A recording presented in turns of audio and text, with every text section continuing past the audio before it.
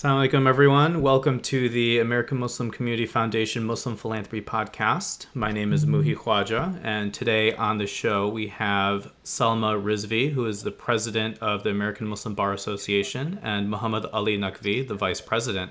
Welcome so much to the show. Thank you. Thank you.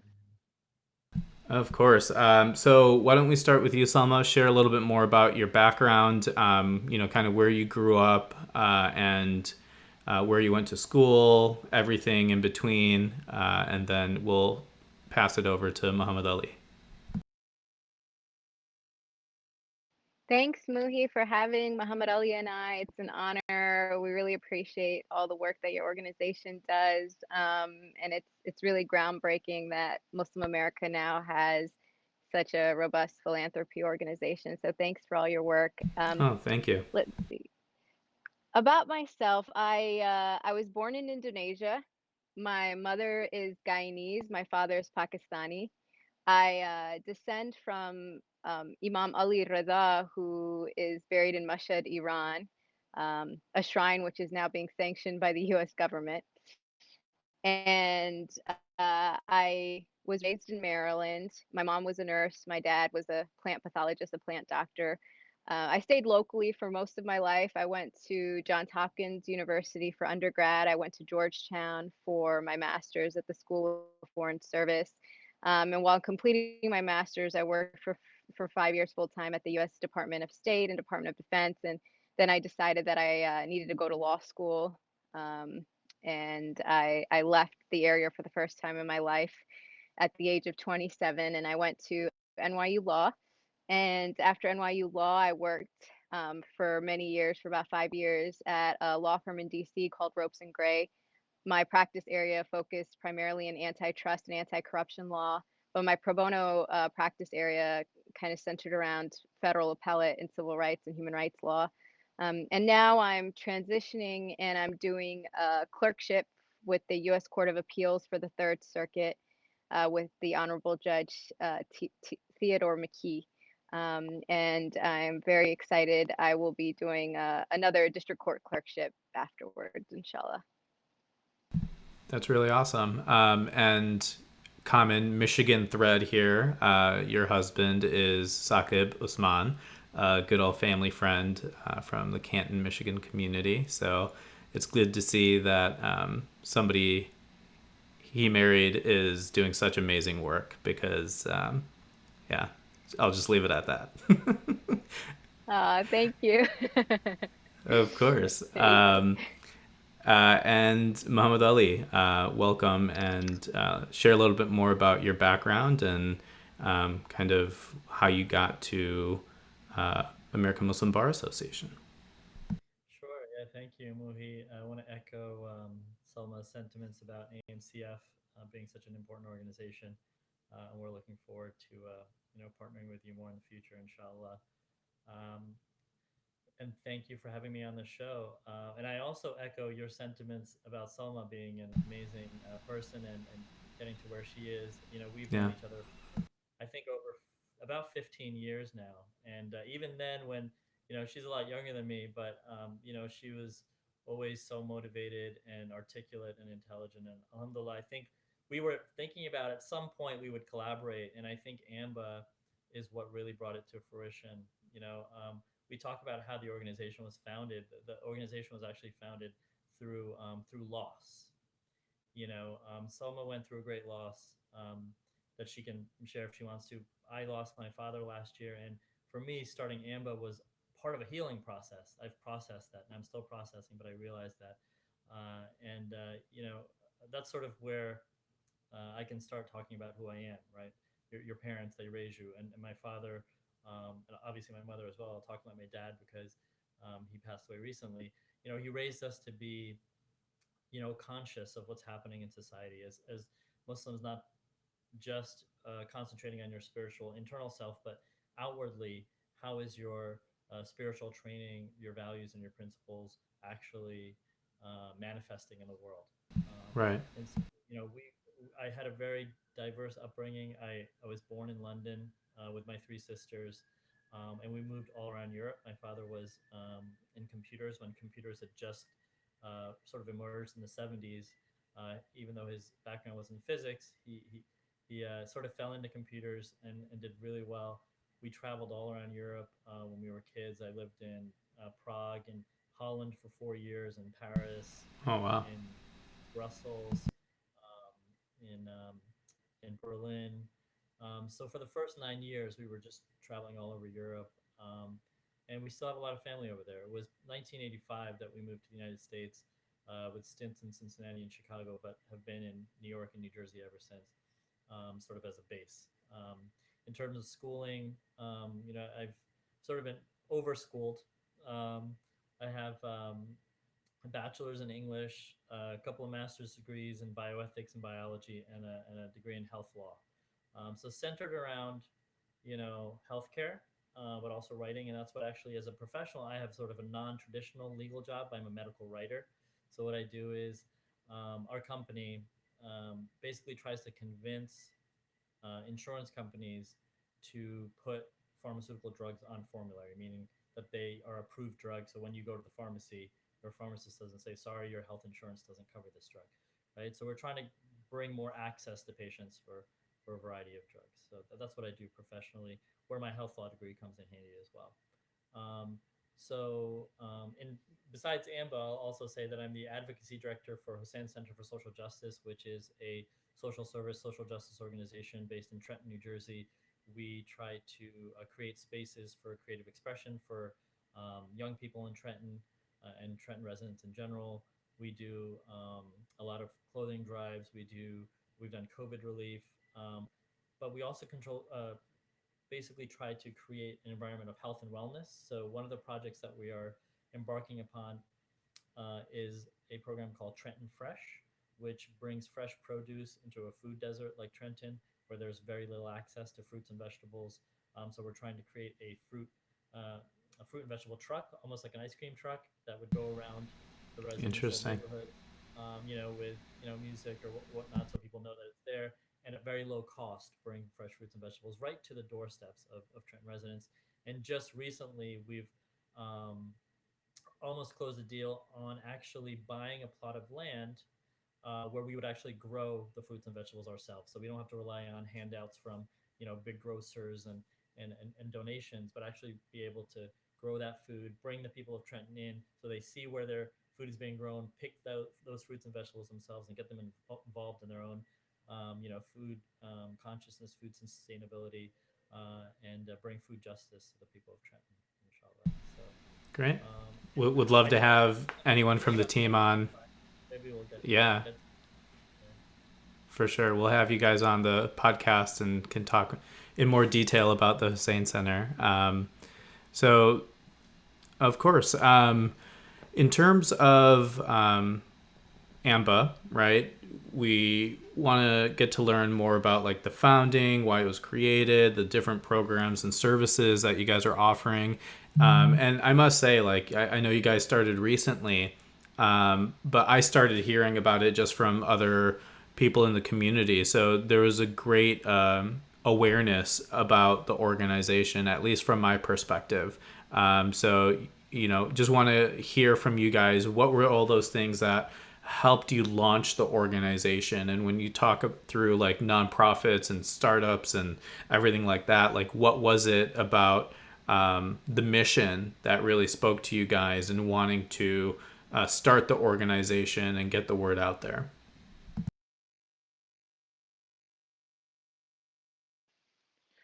So that's a great question. I'll let Muhammad Ali.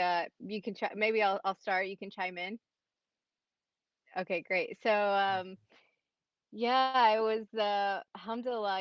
I remember right out of law school, Muhammad Ali and his beautiful wife Undaleeb came over to our apartment in DC, and I said, "Hey, we should really start a bar association that is rooted in truth seeking and telling and speaking truth to power.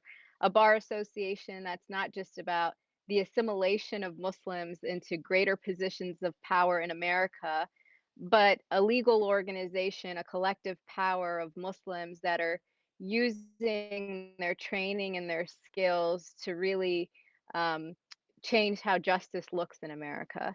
And so for so long, the Muslim American legal scene has been a guarded one, essentially. Muslim Americans have for legitimate reasons, have been very cautious about how they move forward in the legal space because of how much scrutiny our community has faced, particularly in a pre and a post 9/11 era. We've been targeted, both our people domestically, Muslims in America, but also the diaspora and our families and such overseas. So we're trying to move from, as our advocacy vice chair, who's a law student right now, says, we're trying to move from a position of surviving as Muslim American lawyers to actually thriving and actually feeling protected, feeling like we can really talk about injustice, whether that's injustice in Palestine or police brutality, in a way that Muslims in the past may have not felt so comfortable speaking about because they didn't want a negative limelight shined upon them. And so, alhamdulillah, we had been thinking about this idea for the last half decade, and it was really um, a blind Shia Muslim American boy who is starting at Harvard Law School this fall that put us all together on a WhatsApp organization and said, hey, we should all get to know one another. Meetings, and a few of us talked about how we all felt this way, that there was this dearth of this strong, powerful Muslim American voice that was speaking not just to domestic issues, but also international issues, feeling that it was okay to talk about issues like what's facing persecution facing Shias or Chechens or Kashmiris, to talk about both international human rights issues and domestic civil rights issues in a collective way, in a way that's not just, one civil advocacy, civil rights organization doing all of the groundwork, but in a way that Muslims in America, hundreds of attorneys can donate small bits of their time pro bono to a collective movement. So this is essentially, AMBA is essentially movement lawyering, but also a sophisticated bar association.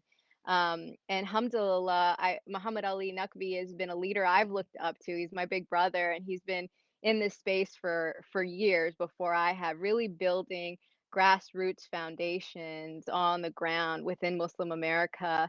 And we've looked to him and other leaders that we have who've been in the scene for many years, who have tried to come together, and so our programming then has grown. And we originally started with 4 committees and 4 main objectives, which have now branched out to 5. And so our committees are: one, mentorship. As a bar association, our intention is to ensure that Muslims in America, the younger generation, the law students who are in our organization particularly, or the new lawyers, are able to get the dream jobs that they want one day, whether that's being a federal judge or a US attorney or the top federal defender in the country, or the director of the ACLU one day, whatever it is. We want them to learn from our mistakes and to kind of walk on the backs of all the Muslim American lawyers that have came before them by propelling them Sure. through a mentorship program. We also have education committee, and through that education committee, we look to educate Muslim Americans with their rights, both when it comes to secular rights, like knowing your rights when the FBI shows up at your house, or so how do you respond to something like that, as well as Islamic jurisprudence and fiqh, because so many people are looking to us to ask questions about khums or zakats and how to give, or writing a marriage contract or a will. And so we try to be a resource to get that knowledge to the people who need it. We also have a legal resources network, and the legal resources network has within it now 2 smaller committees. One is the law firm network. So there are huge, big law firms in the United States that I'm sure your foundation knows of. They make billions every year, and there are Muslim Americans within these, hundreds of Muslim Americans sitting within these law firms that have sophisticated power behind them, not just their personal legal skills, but their whole firm's resources. So we tap them for pro bono support when public interest resources are exhausted by CARE or Muslim advocates. And somebody in the community comes with us and says, "Hey, these public interest resources are exhausted. They can't take my case. Can you get me pro bono help?" So we try to get them pro bono help through that law firm network.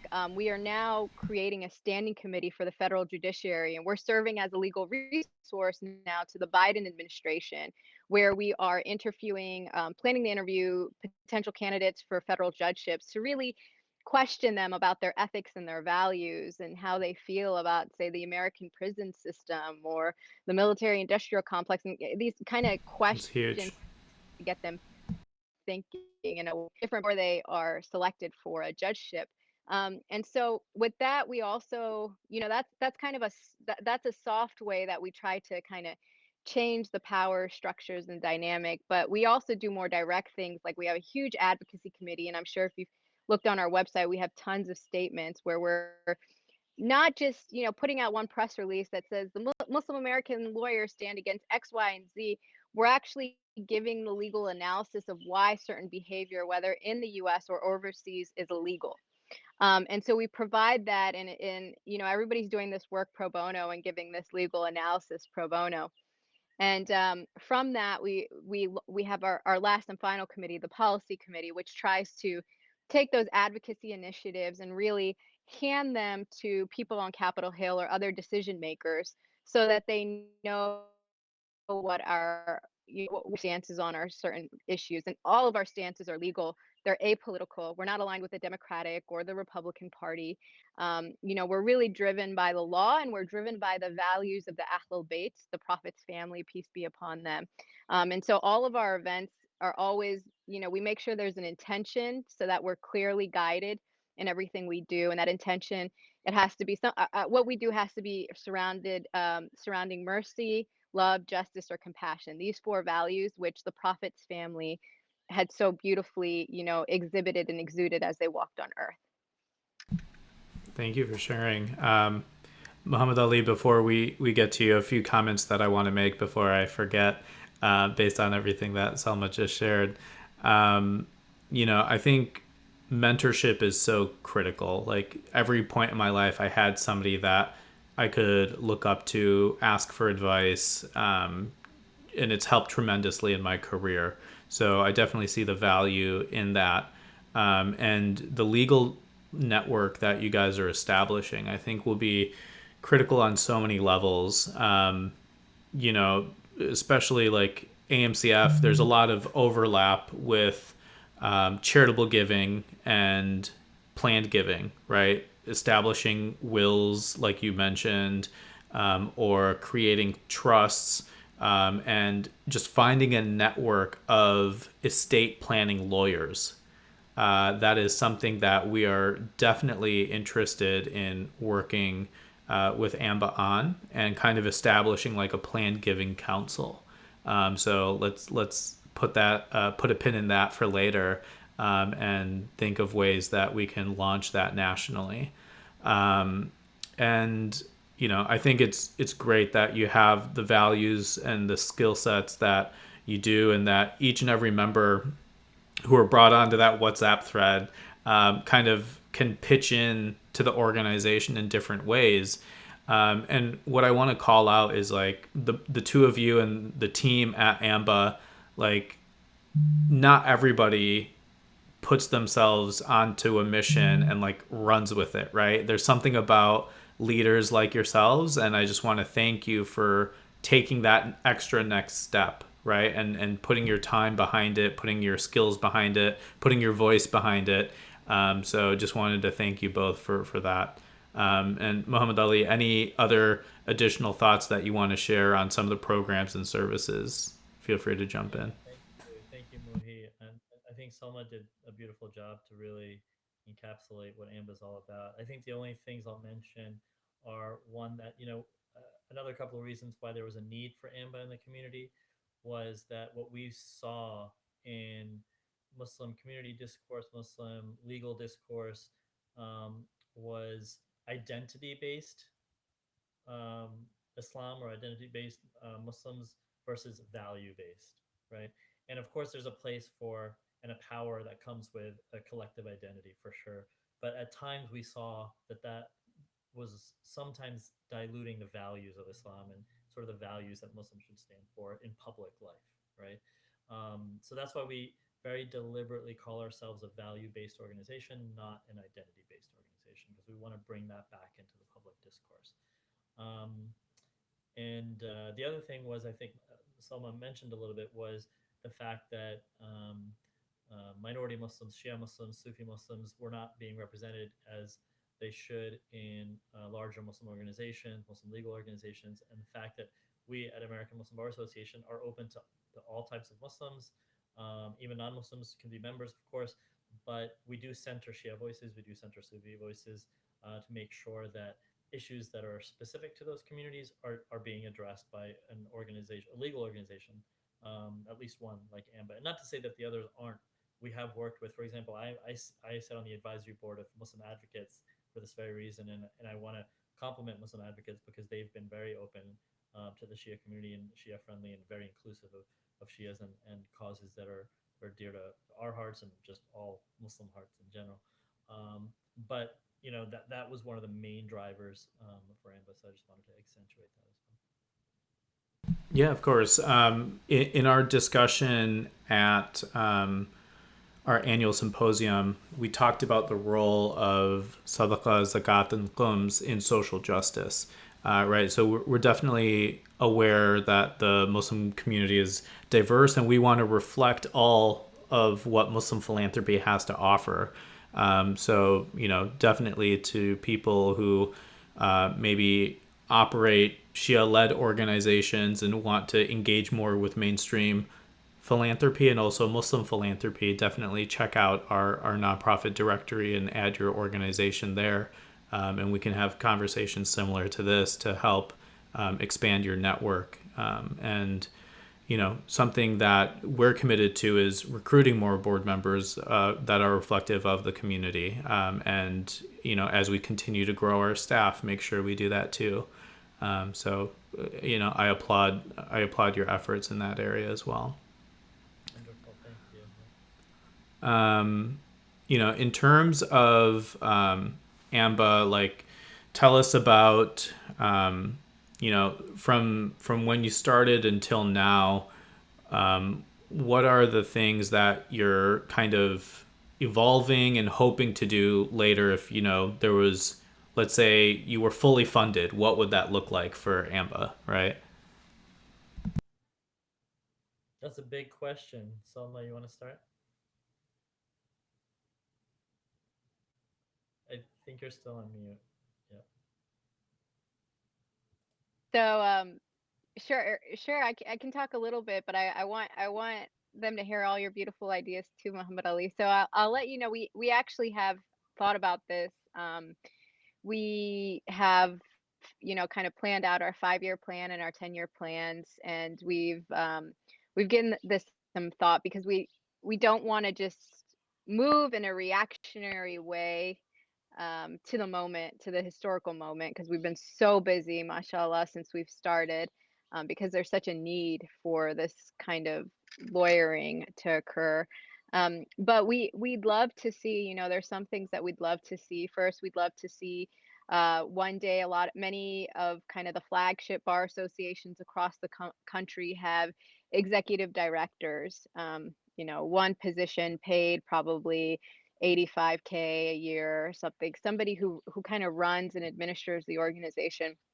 Right now we have a mashallah an executive board of 15 people, and everyone, and one intern, so 16 of us, and everyone spends about 5 hours a week just to AMBA pro bono. Muhammad Ali and I spend 10, and so this is a lot of time that goes in, and we want to make sure that's sustainable. That's why we have elections coming up this June, and we're going to have a new board. So, and there's going to be rotating leadership, and we're going to make sure that institutional knowledge gets transferred properly. We're thinking ahead for all of that. But as those who have experienced AMBA on its founding board and will experience it on the next board, or finish their leadership commitment, we hope to raise those people up then as board members or as part of the AMBA alumni to keep their conversations and involvement going, but also to raise the next generation of leaders. And we'd love to, we have a lot of goals. We hope that one day we have a full-fledged career center for American Muslim law with students and professionals. That would be amazing if we could find a university that to sponsor such an initiative. And that we think, would be something like in a 5-year turnaround we could do. We hope to have a AMBA publication of white papers and policy papers that we could do maybe biannually, since there's so much writing that comes out of the organization on different issues. And over, maybe one day, inshallah, 10 years from now, 15 years from now, it'd be amazing to help start the development of an international Islamic court of justice. And this would really, this is just how far we could see into the future of things that could be done with the talent that exists in the community, because there is a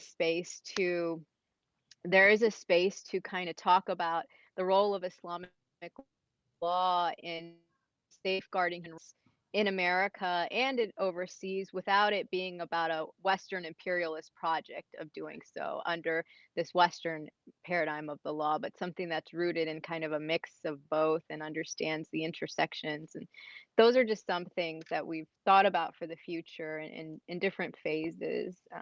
But I'll let Muhammad Ali chime in. Sure. Yeah, I'd like to I share a love story. that. Um, I'd like to share a story. I had the um, privilege and pleasure to study at the American University of Cairo um, when I was in my 1L and 2L, between my 1L and 2L summer in law school. I took Islamic jurisprudence and international human rights law while I was in Cairo for the summer with Sherman Jackson, who is a pretty well known professor of law Definitely. here in the world. Um, and one day he had a guest lecturer, and the guest lecturer gave a rather problematic lecture, um, especially from the perspective of a Shia Muslim. And he presented a paper that he had written, which essentially argued that the modern day suicide bombing that was occurring a lot in the Middle East, the root of it came from Imam Hussein's stand in Karbala because he knew he was going to die. And it was so offensive to especially the Shia students who were there. There's about 3 or 4 Shia students in the class of 40. Hmm. Only 8 Muslims, mostly non-Muslims, and a lot of people were upset. But I had read the paper and I had emailed it to my father the night before and said, can you send me some material so I can defend this, right? And friend of mine who was a Shi'i professor of Islamic studies at Columbia, and so I walked into the classroom like armed, like Rambo, to just like defend this, position that this is wrong, and I kind of calmed people down and said, we have to take this academically, and we had a really good, robust academic debate. And I just asked him, I said, is it okay if we critique your article? And he said, absolutely.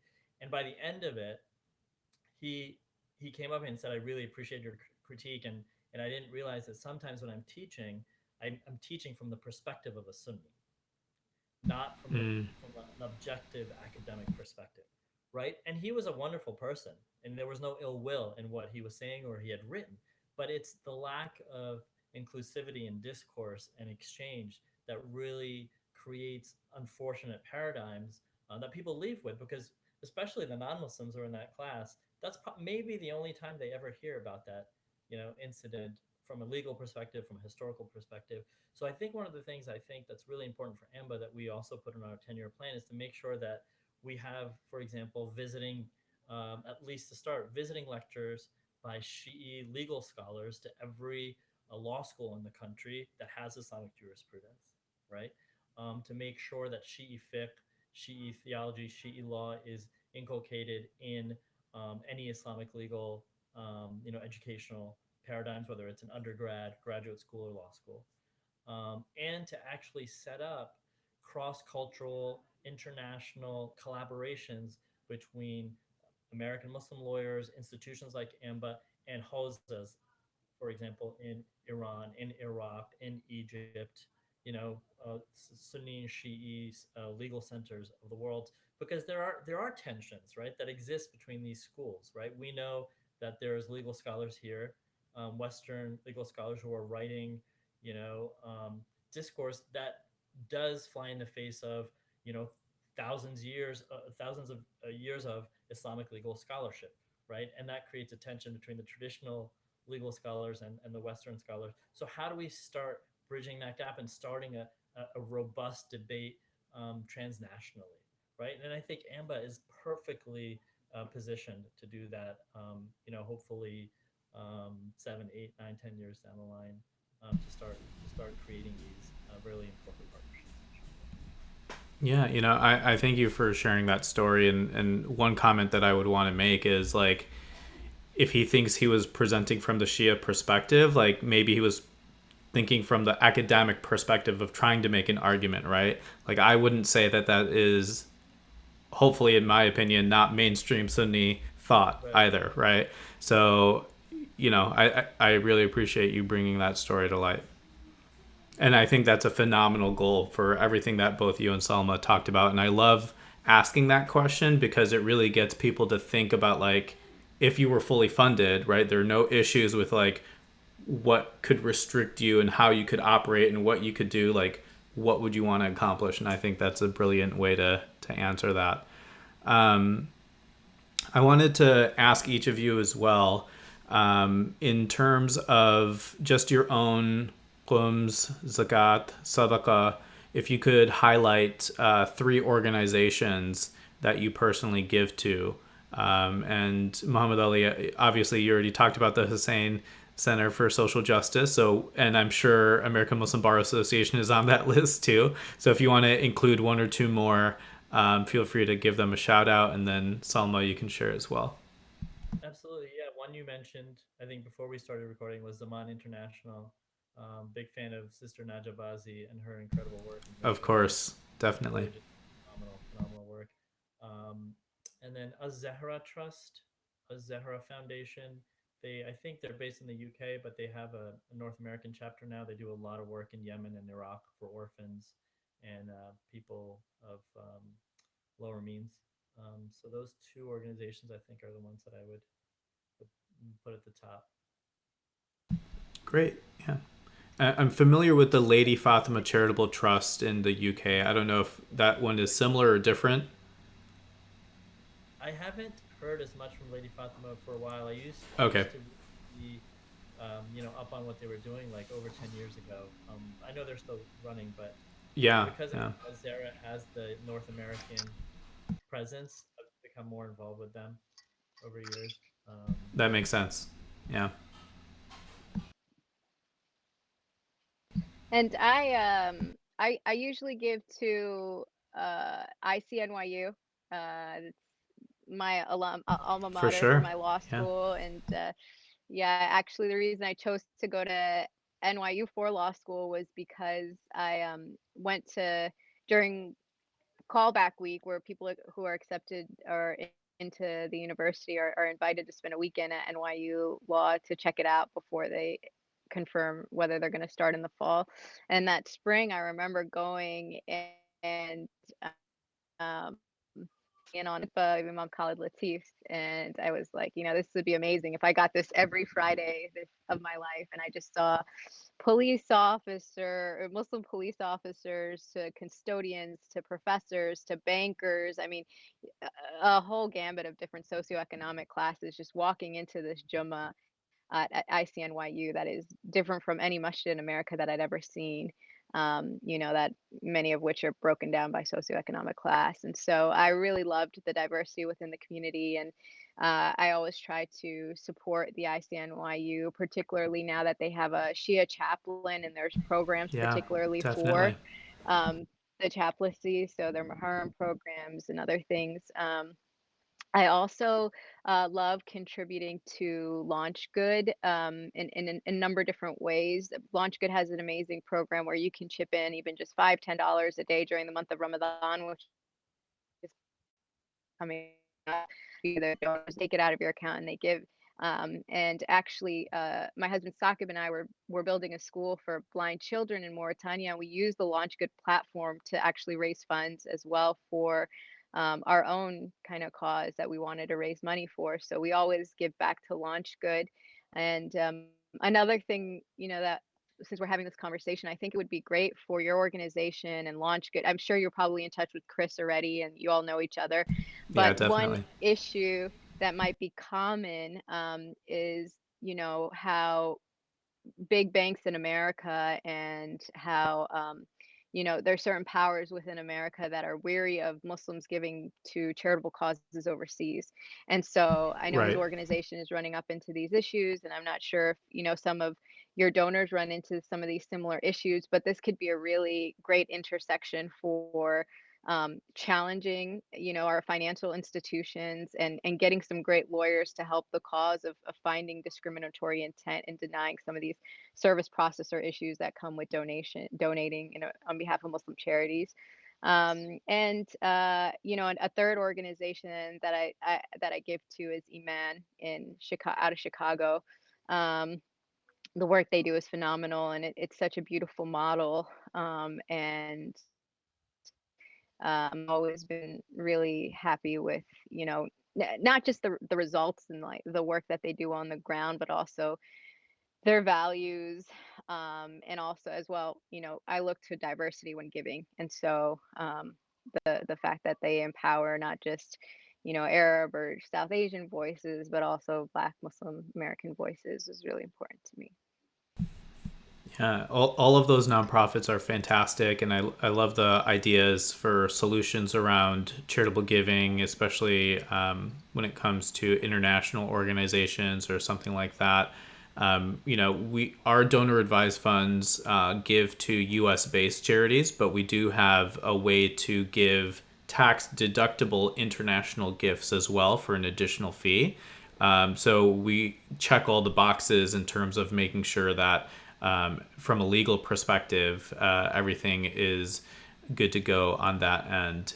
So definitely, I think there's a lot of opportunity and synergy between Launch Good, and we're going to be having Amani on the podcast soon, and know them really well and participate in a lot of their efforts throughout the year. They just had the Black History Month campaign, which we sponsored, and we have a Women's History Month campaign that AMCF is doing. We had a Black History Month campaign as well.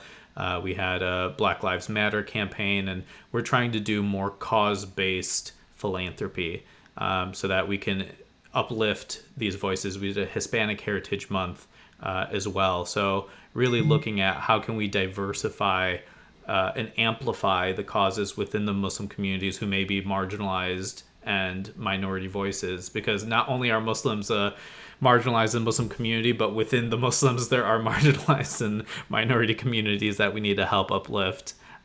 So we're committed to doing that in every way that we can and use our network to amplify those voices. And I'm really grateful for each of you to be here today and share more on AMBA, the causes that you guys are passionate about, and how we can hopefully move forward together.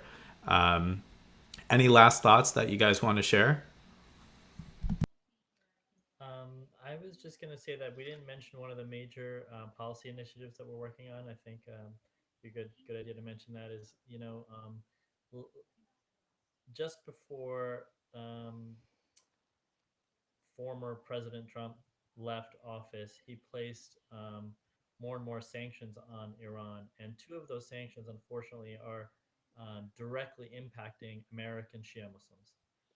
So what we've done is we've created a campaign to essentially stop the ban on Shia religious freedom, because the sanctions on the Imam Raza Shrine are preventing Shia Muslims from performing a essential pilgrimage to the city of Mashhad, Iran, um, which is the site of 20 million people annually visiting, mostly Shia Muslims, but non-Shia Muslims as well.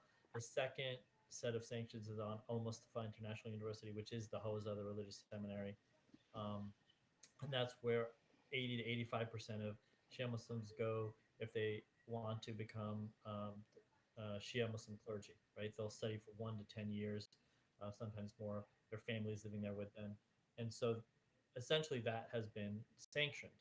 And so there's 50 to 100 Americans right there right now who don't know what to do. A lot of them are staying there because they don't want to just change their lives, pick their kids up, get them out of school. Spouses are there with them. Some are pregnant, some have COVID. There's a lot of issues right now, so we're working hard. We've already had meetings with multiple members of Congress on it, people writing letters. We're going to be expanding building a coalition to approach the Biden administration, um, so that they can tackle these sanctions specifically because of the entangled web of sanctions. Over 1,000 sanctions the Trump administration put on Iran in 4 years, if you can believe that. So we want to Wow. prioritize too, because they affect Americans directly. Of course, sanctions are problematic across the board, but the power that we have as Americans is to convince strategically with pressure our elected officials on those things that affect us, right? So it's the what is it the lowest hanging fruit, if you will. So that's what we're going with. So I just wanted your audience to be aware of that initiative that we're working on. Yeah, Again, of thank you, course. Hassan. We really appreciate your time. Salma. Yeah, I guess I would just add, in closing, and I, I think that the issue that Muhammad Ali Naqvi highlighted is really important for philanthropists in your community to pay attention to, because any kind of sanctions on giving to the diaspora, even if it's only affecting Shia Muslim Americans today, it might affect some other kind of Muslim minority or population in another home country tomorrow. So, any issue that impacts one part of us impacts all of us. And so it's going to be really interesting how, governments in the past have weaponized Muslim American spending and giving, and thrown it in the gambit of terrorism when it shouldn't be. And so, really, I think um, creating narrative, both legal narrative and policy narrative, media narrative, kind of debunking some of these myths about Muslim charitable givings, and giving back home overseas, or even visitations to places overseas or studying places overseas, is going to be really important in the future.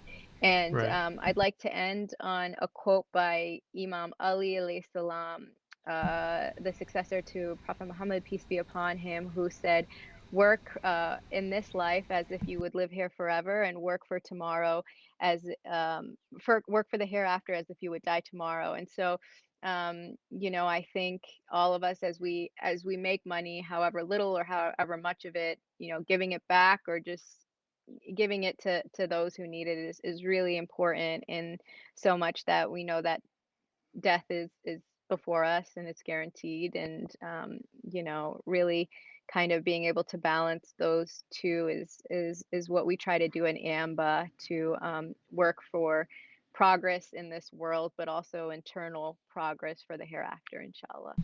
Inshallah. Yeah, thank you for sharing that. And one of the things that I always like to preface or leave behind as an afterthought as well is, the hadith around the way in which one can benefit after they pass, right? It could be their righteous offspring. It could be something that they taught someone, or it could be charitable giving, right? Something that lives beyond them and as a continuous charity. So I think that is a great way to close this discussion and hopefully inspire more people to think about how they want to leave their legacy behind through their charitable giving. Contact an estate planning lawyer to set it all up, and there's resources at American Muslim Bar Association that can help with that. You can find them on Instagram and social media at AMBA Legal or ambalegal.org. Thank you both so much for being on today's podcast. Thank you, Mohi. Appreciate Thank it. you, Muhi. Assalamu alaikum. Wa alaikum Alaikum. salam.